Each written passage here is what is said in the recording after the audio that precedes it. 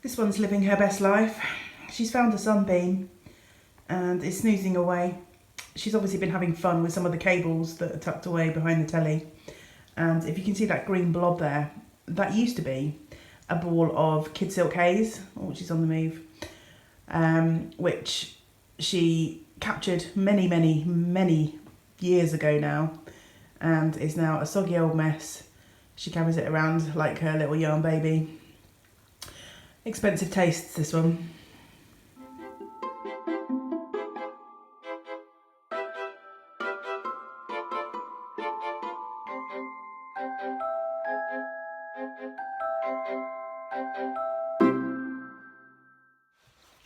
Hi, welcome to Vlogtober day 27. My name is Angela and all of the places you can find me should be linked in the description box just below this video. It's Sunday here today. For any of you veterans of my Vlogtober videos, you'll know it's the day that I like to try and do as little adulting as possible. And that includes not brushing my hair and not getting dressed if I can help it. I think there will be some of that stuff going on though, because it's a really nice day out there today. So it could be a really good one to go and take you for a walk down on the pier, which I promised. For this morning though, I'm just waiting for the grocery shopping to arrive, and I've been busy working on my sock tube, and I've actually now got the starts of my first sock. So I've been recording a little bit of the process that I've gone from making the one big sock tube into sort of pieces. So I'll pop that in here. I'm about to start the first part of my cutting into my sock tube. Apologies for the weird angle. I still haven't figured out a way to fix my tripod after Newton knocked it off the counter the other day. So this is the kind of angle that's hopefully staying. My phone's not tipping forward too much. But so I've got my sock tube, and I've also grabbed one of the socks that I knit to my usual recipe. I'm not going to be too precise about this. I've basically laid this out so it's alongside the sock tube, and I know that my leg's going to roughly come to there, and then I'm flipping it around again, not being too precise, and I know that my toe comes to about here. So I've got a spare needle, and I'm going to go along and pick up the legs of one row of stitches at about the place that I want my toe to come in. So I'll do a few and then I'll hold up to the camera to show you what I'm doing. Hopefully you can see what I'm doing here. It's probably not the easiest because the only needle I have free is the Zing, which is a yellowy colour, and that matches where I'm picking up the sock. But I'm working along one row. As you know, in stockinette you get these V stitches, and I'm picking up one leg of each V, and I've started doing that, so I've got a few on the needle, but I'm going to go around the whole tube and pick up one row of stitches in this manner.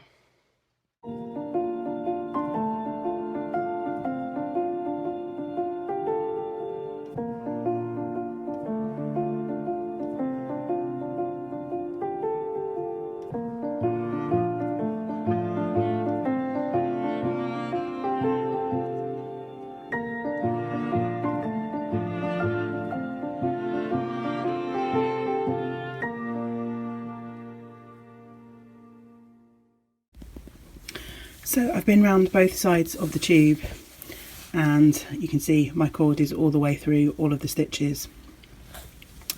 Now I'm going to grab another spare needle, and I'm going to do exactly the same, leaving a one gap row. So here where this sort of purpley stitch is, I'm going to pick up along that row there now with another pair of needles and leave a one row gap in between my pickup stitches.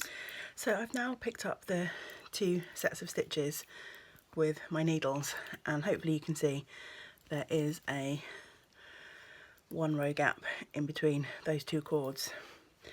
So the next step is just to go in with a nice small sharp pair of scissors and snip one of the legs of the stitches in that row.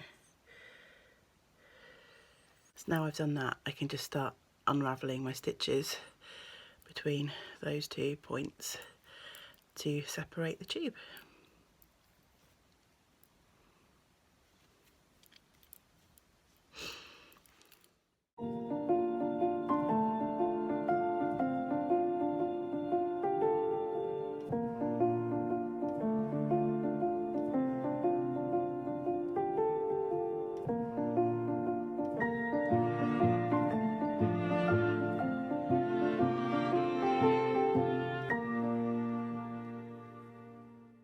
I've come to one of the edges of my sock tube. As you can see, I've unzipped about half, and I found a stitch here that I haven't managed to pick up.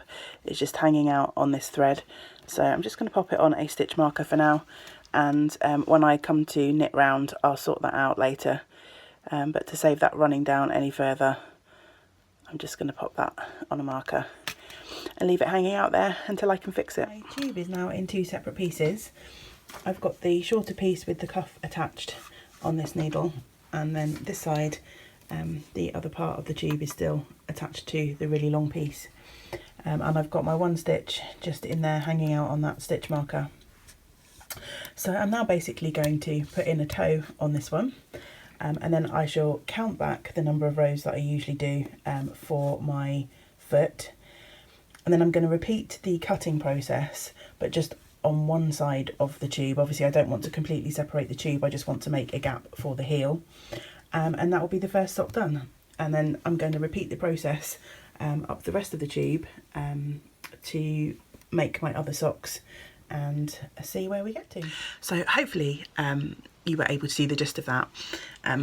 I just record on my iPhone and it's quite a few years old, so I don't have any sort of fancy pantsy camera equipment, but hopefully you get the idea of what I did.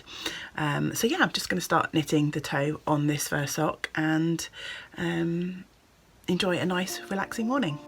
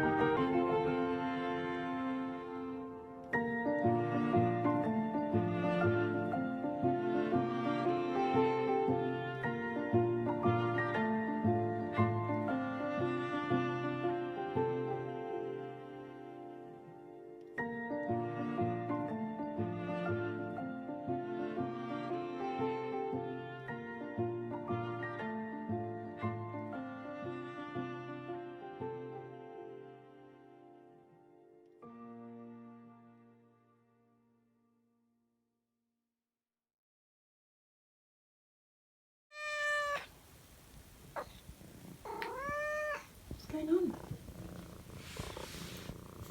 What's going on, Nick? So I thought before I head downstairs and wait for the grocery shopping, I'd sneak in a little bit of journaling. I've decided I'm not really a fan of this gel permanent pen that I purchased. If you've been following along with Vlogtober, you might remember when I headed into Cardiff and picked up a few journaling supplies. This is a pentel and a gel, and it's perfectly fine for writing, but it's not doing a very good job at outlining at all. It doesn't want to write over any parts of the paper where there's already some sort of mark or pen or my watercolours, and it's the pen sort of like being forced off, and I've made all sorts of really weird squiggly lines with it because it's trying to avoid where the watercolour pencils are. So I really need to invest in a fine liner, I think, but I carried on regardless for this October page because I didn't want one part to be scruffy and the next part to be good if I get the fine liner. So it looks a bit messy, but it's okay. And as you know, I'm not being precious about my journal, it's just a bit of fun, and I quite like the scruffy nature because it kind of makes me be even less precious. If things were looking really good, then I'd be worried about every little mistake.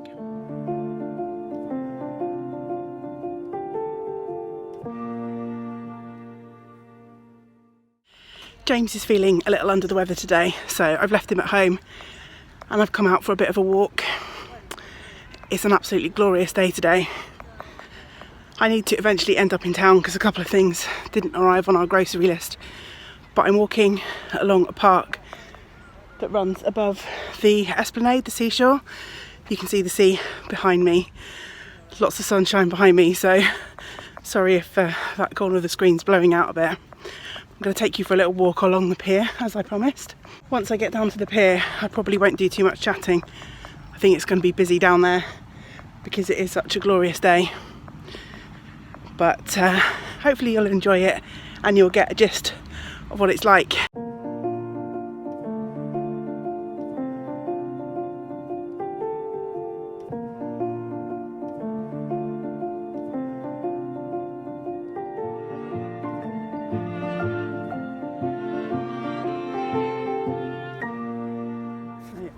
just about to exit the park. There's this really cute lodge cottage on the corner, and the building with the tower you can see in front of me used to be public swimming baths. It's now been converted into flats. But we're almost at the entrance, the opposite side of the pier now.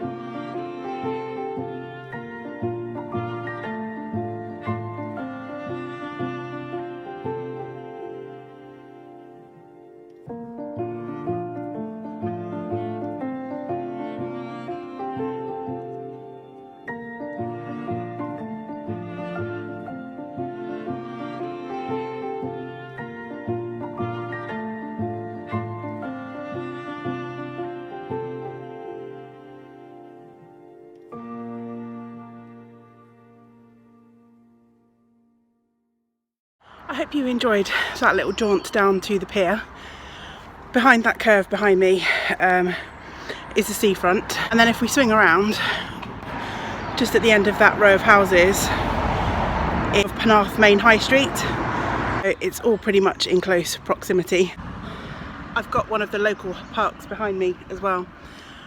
I think between our little pier walk and my sock tube adventures, we should have a fairly reasonable vlog today. So I think I'm going to sign off early and just enjoy the rest of the afternoon hanging out with Newt and James, and hopefully I shall see you again tomorrow.